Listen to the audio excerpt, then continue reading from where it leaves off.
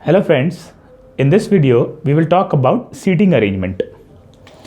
Now suppose there are 5 students. A, B, C, D and E. And these 5 students have to be seated on 5 chairs. Okay. Now the question asks that in how many ways these 5 students be seated in 5 chairs. Okay. So for example, one of the seating arrangement can be A, B, C, D and E on the 5 chairs. Okay. The second arrangement can be, let's say A, C, D, E, B. This is one of the arrangement possible. Another arrangement possible is C, A, B, D, E. Okay. So there are many arrangements possible like this. The question is asking how many such arrangements are possible. Okay. So now if you look at it, what we are doing is on these 5 chairs we are seating all the students. Okay. Now let's suppose we'll take 5 chairs.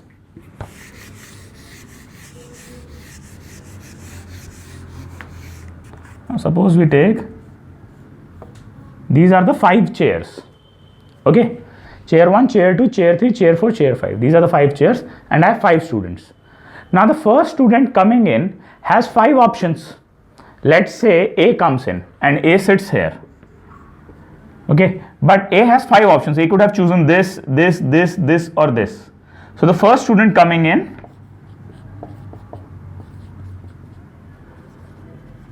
has 5 options.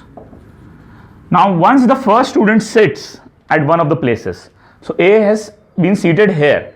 Now the next student coming in has 4 options. Okay. So the second student coming in has 4 options. Okay. Second student can be any one of these. Alright.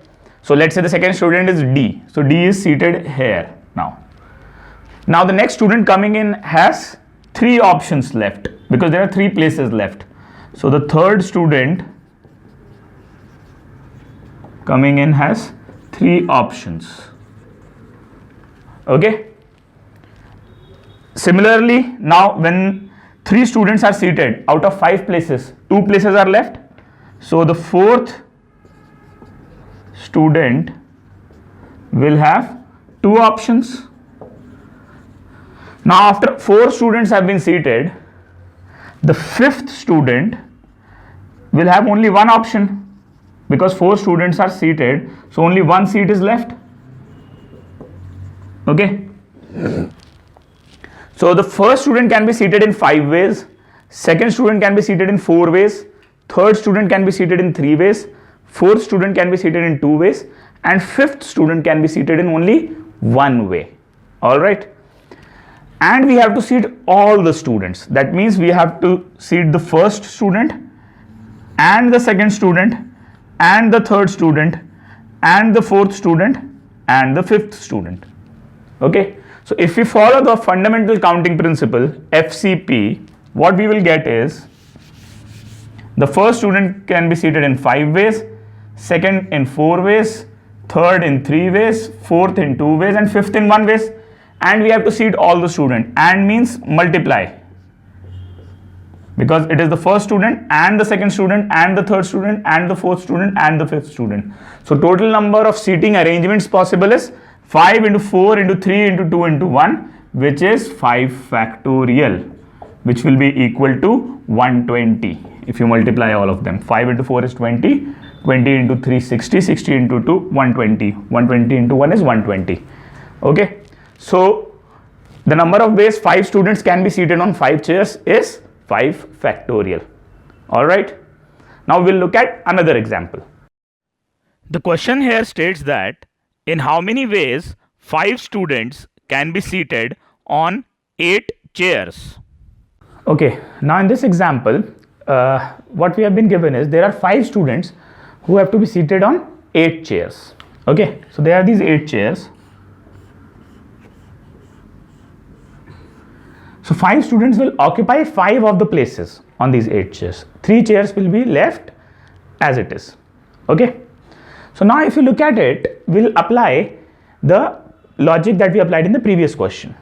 Now the first student coming in can occupy any of the 8 places. So the first student can be seated in 8 ways. Now the next student coming in, which is the second student. Now one of the student, let's say, has occupied this place. Now there are 7 places left out of these 8. 1, 2, 3, 4, 5, 6, 7. 7 places are left because one of the places is occupied by the first student. Okay. So now the next student coming in has 7 options. So the second student can be seated in 7 ways. We have to seat the first student as well as the second student. That means it's an and here. The first student and the second student. And means multiply. Okay. Now when the third student comes in, there will be 2 chairs that are occupied. So 6 chairs will be left. Similarly, when the fourth student comes in, there will be 5 chairs that will be left. And the fifth chair, when the fifth student comes in, there will be 4 chairs that are left. Okay. So the number of ways these 5 students can be seated on 8 chairs is equal to 8 into 7 into 6 into 5 into 4.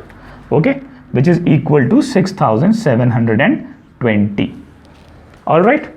We'll take a look at another example now. The question here states that in how many ways 6 students A, B, C, D, E and F can be seated on 6 chairs such that students A and E are seated at the ends. Okay, so now this question says that there are 6 students A, B, C, D, E and F. They have to be seated on 6 chairs.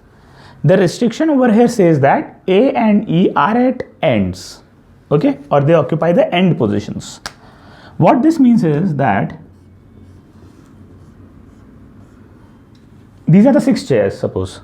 A and E are at ends. So that means either A or E is here or one of them is here.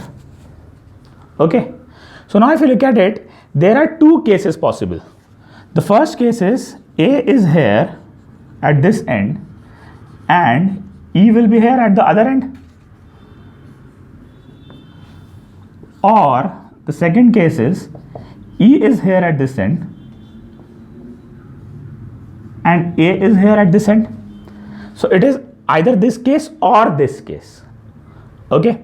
So A and E are at ends. So A is at this end, E is at the other end. Over here E is at this end, A is at the other end.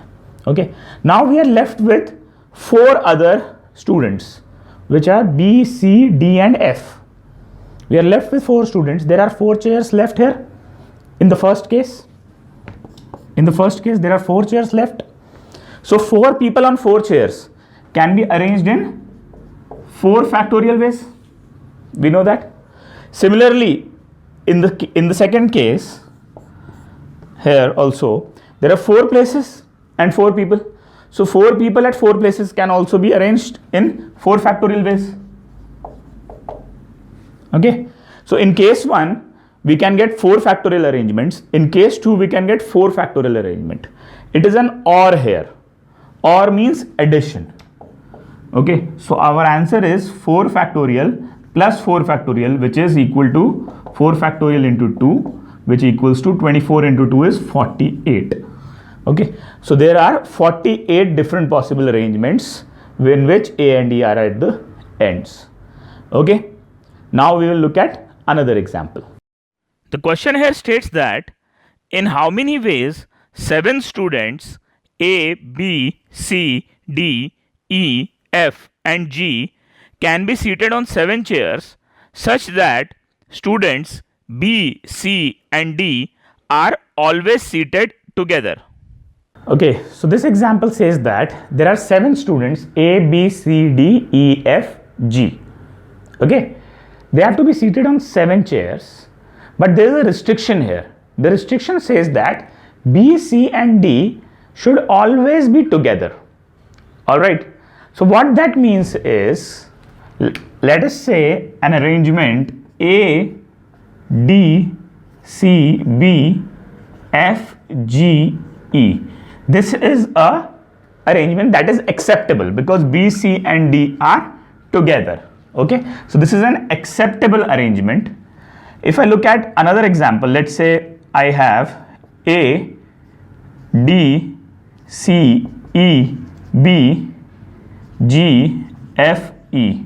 This is not an acceptable arrangement because over here only D and C are together, but B is not with D and C. E is coming in between. Okay, so basically what we have to find is number of arrangements in which B, C, D are always together. Means arrangements like these. So how many such arrangements exist? That is what we have to find. Okay. Now, whenever we deal with a question which has restriction, okay, over here there is a restriction that B, C and D have to be always together. Okay, we should first treat the restriction. We should find the number of ways the restriction can be dealt with. Okay, so to find the number of ways the restriction can be dealt with, first of all what we'll do is we'll draw the 7 places. Okay, so now if you look at it, B, C, D together can occupy these 3 chairs. If I want to seat them together, they can start from here, here and here. They can also occupy these 3 chairs. Okay, I'll just number the chairs. Let's say chair number 1, chair number 2, chair number 3, chair number 4, chair number 5, chair number 6 and chair number 7. So BCD can occupy chair number 1, 2 and 3, or they can occupy chair number 2, 3 and 4, or 3, 4 and 5, or 4, 5 and 6, or 5, 6 and 7. All right. So if you look at it, BCD can occupy chair 1, 2, 3, or 2, 3, 4, or 3, 4, 5, or 4, 5, 6, or 5, 6, 7. These are the chair numbers. Okay. So in all, how many ways I can initially seat BCD together? So it will be 1, 2, 3, 4 or 5. So BCD together can be seated in 5 ways. Okay. So BCD together can be seated in 5 ways. Let us suppose I seat them in these 3 places. Okay. Now if you look at it, BCD have been seated. Okay, so I can actually cross them out. BCD have been seated. Now there are 1, 2, 3, 4. 4 people remaining, 4 students remain, and 1, 2, 3, 4. 4 chairs remain. So 4 students in 4 chairs can be seated in 4 factorial ways. Okay. So, but what I have to do is I have to seat BCD and these 4s. So there will be an AND operation here, which means a multiplication.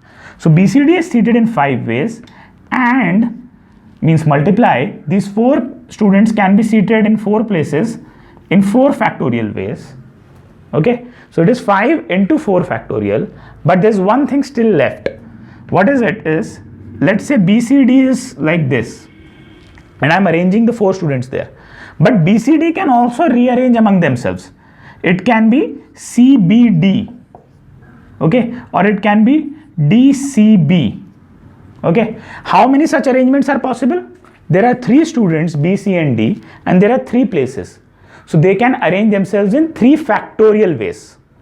Okay, so what will happen is I have first arranged BCD in 5 ways, and the remaining 4 can be seated in 4 factorial ways, and means another multiplication, and BCD can arrange themselves in 3 factorial ways internally.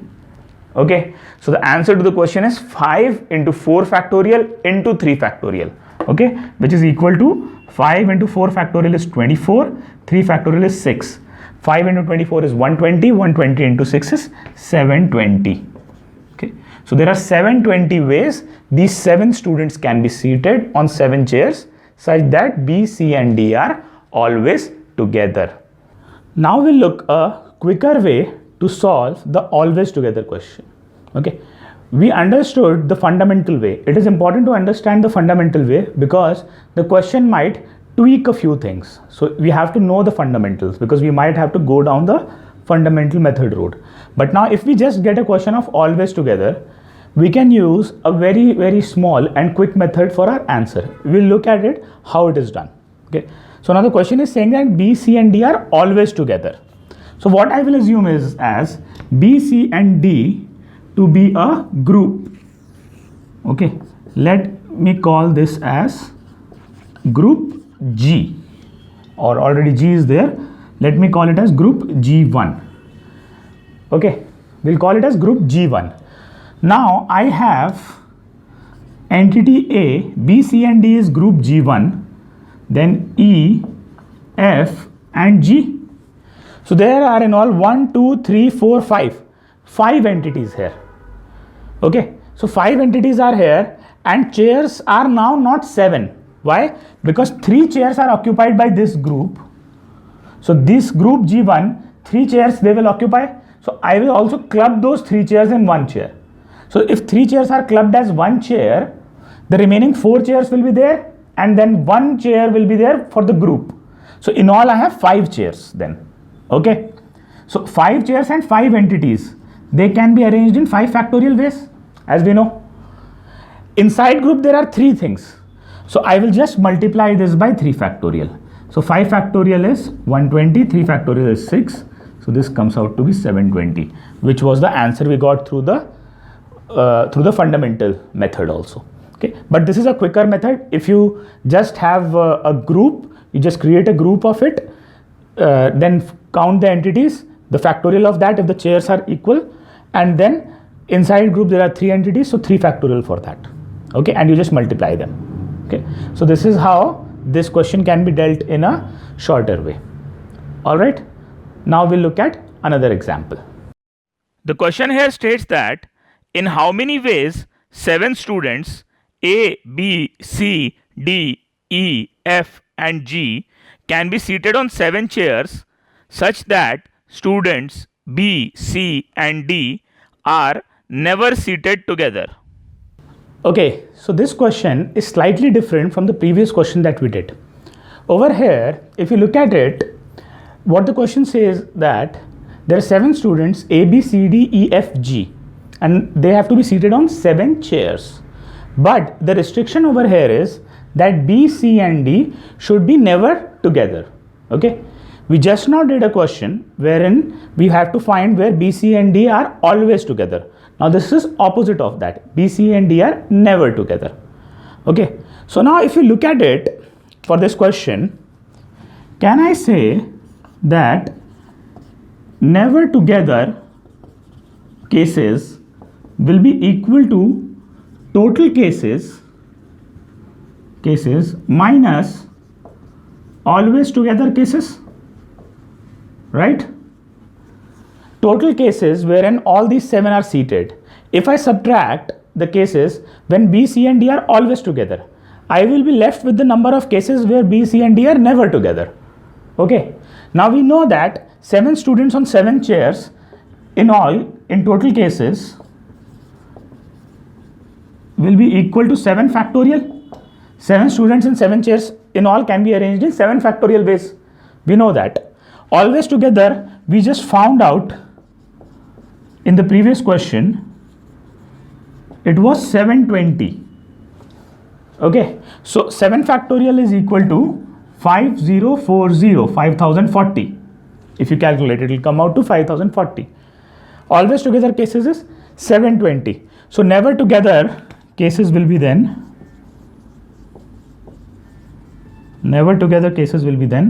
5040 minus 720, which is equal to 4320. Okay, so this is how we solve this question of never together. Okay, now we will look at another example. The question here states that 3 boys and 3 girls have to be seated on 6 chairs. Find the number of ways all 6 can be seated such that a boy and a girl sit alternately. Okay, so this question says that there are 3 boys and 3 girls. They have to be seated on 6 places or 6 chairs, you can say, in such a way that boys and girls sit alternately. That means there will be a boy and then a girl, then a boy, then a girl. This is how they have to be seated. All right.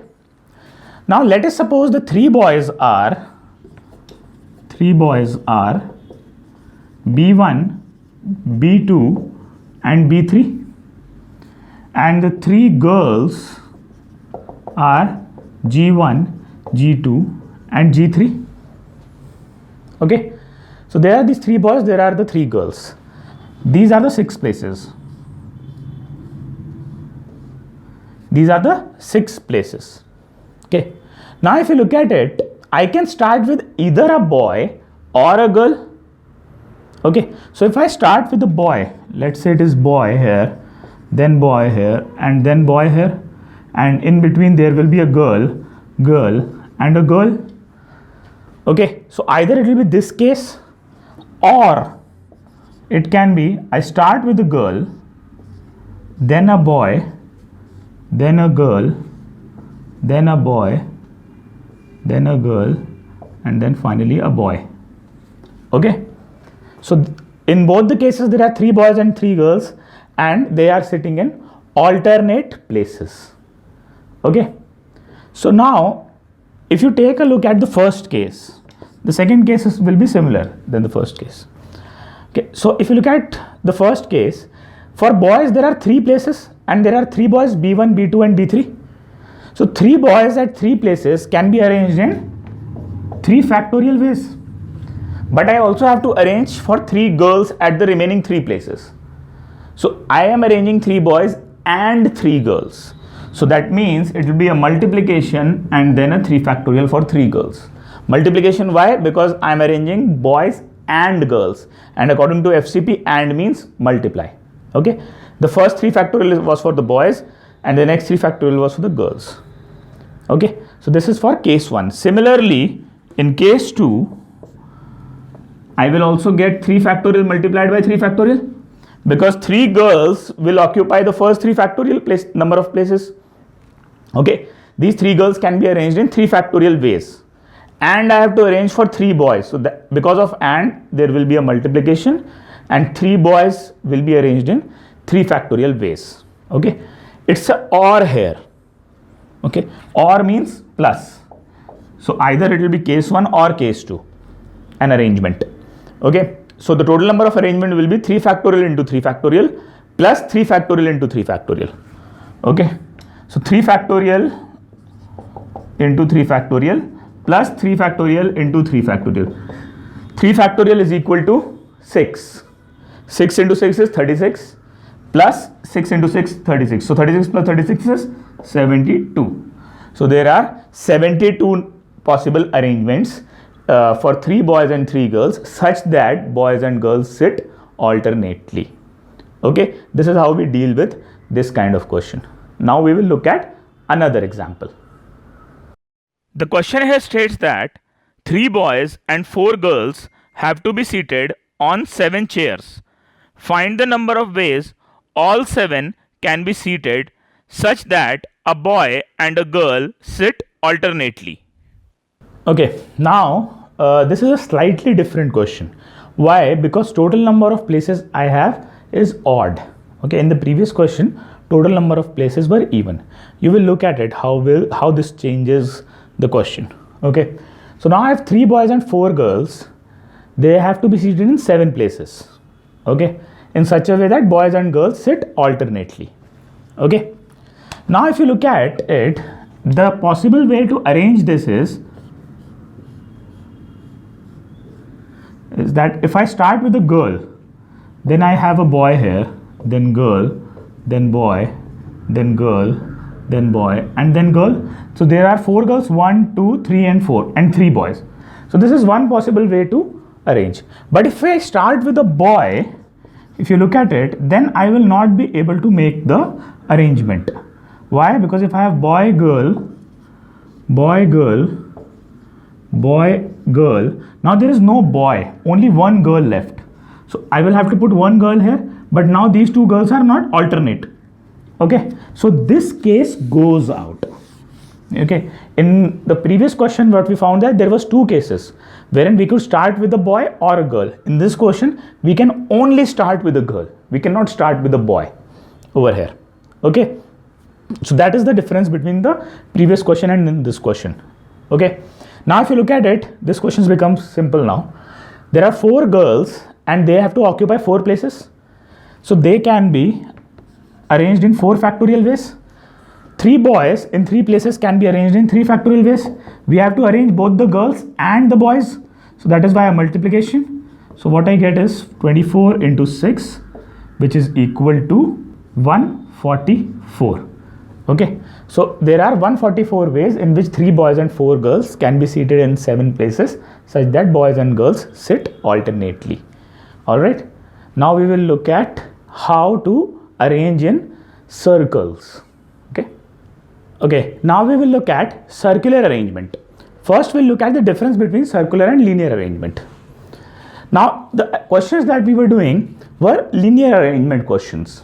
Okay, if a question does not specify whether an arrangement is linear or not, we assume it to be linear. Okay, we do not assume it to be circular. For it to be circular, the question has to explicitly state circular arrangement. Okay, now first of all, let us say there are 5 chairs arranged in a circle here, and over here there are 5 chairs arranged in a linear manner. Now let us say we have to seat 5 students. Okay, in the circular arrangement case, if you look at it, if 5 students have to be arranged in a circle, in linear arrangement what we did was the first student can be seated in 5 ways.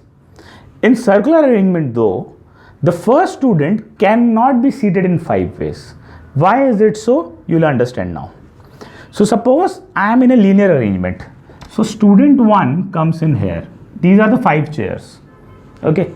Student 1 can select any of the 5 chairs, and all the 5 chairs are distinct to student 1. How is it distinct? Because let's say this chair, the student can say that this is the rightmost chair. I'm just writing RM, rightmost chair. This chair student can say as the leftmost chair. Similarly, this can be said as the first chair or the second chair from left side. This is the middle chair. This is the second chair from right side. Okay, so each chair has a different or distinct name as such. Why is it so? Because of the sense of direction of left and right. So student over here sees it, he says this is the rightmost chair, this is the leftmost chair, this is the second chair from left, this is the middle chair, this is the second chair from right. Okay, I can also call this as the 4th chair from left. Okay, or this as the 3rd chair from left or 3rd chair from right.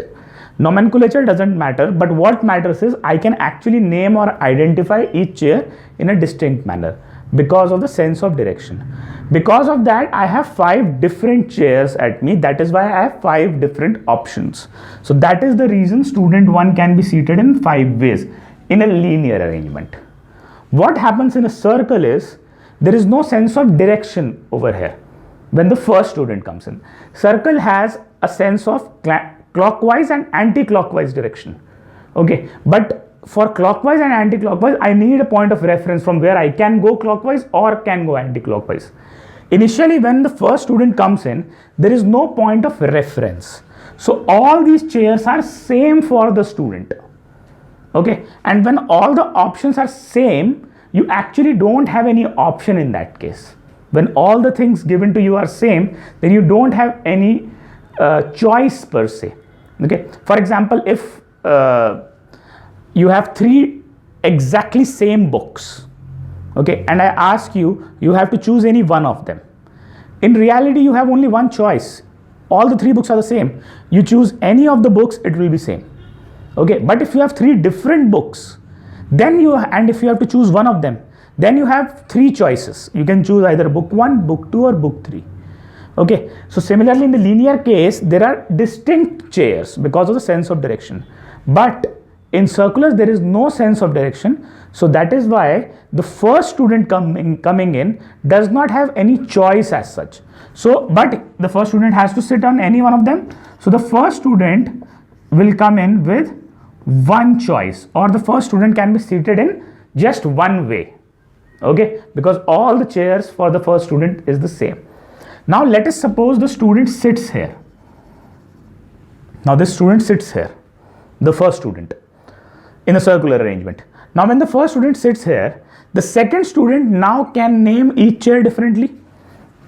for example, this chair can be said as the first chair from student 1 in clockwise direction.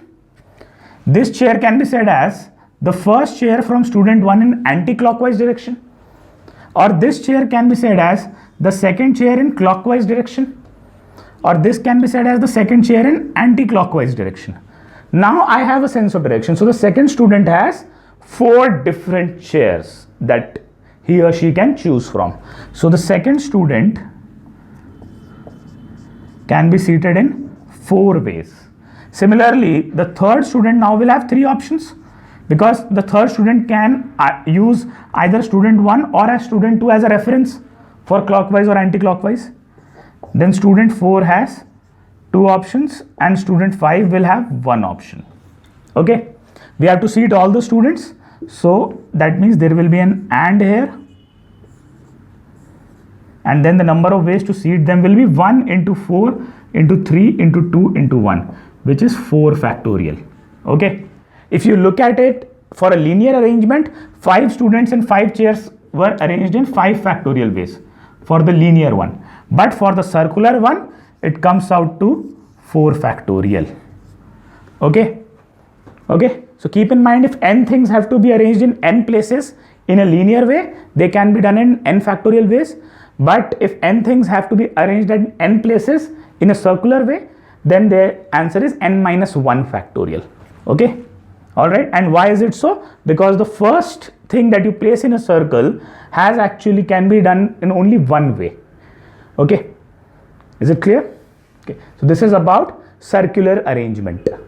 All right, thanks a lot for watching this video on seating arrangement.